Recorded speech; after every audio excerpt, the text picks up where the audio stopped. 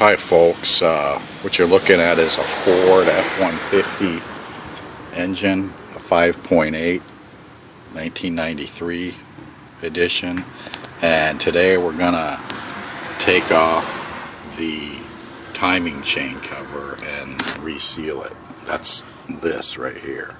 Now I already took off the water pump, but the thing I want to show everybody is that in order to do this job, you need to remove the harmonic balancer, this thing.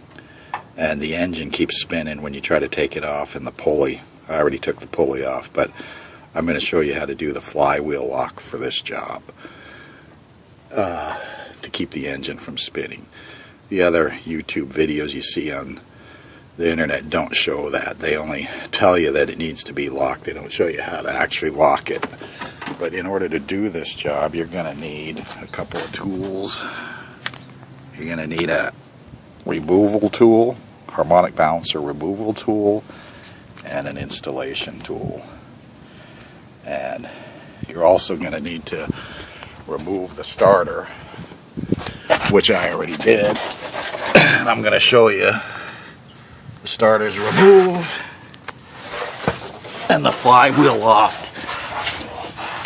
is in place. And what I do is take off this little plate so you can see the flywheel, and there's a hole in here. It's I don't know, about 5/8, and it's about, I want to say, 3/8 deep. And what you're going to want to do, and I just happen to have an extra one of these harmonic balancer tools, is you're going to have to make something like this and screw it into the starter hole. And you can get these bolts for this thing from Home Depot, and you need a nut on each side of this thing and screw it, and you're going to have to position the flywheel till you get to that hole position, this thing, and then screw the whole thing on, and it'll lock the flywheel in place so that you can do this job. Now you're going to need this flywheel lock in position until the job is complete, until you put the harmonic balancer back on. Okay?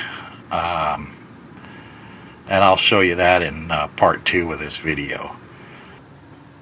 Now the other thing you're going to notice on here is that the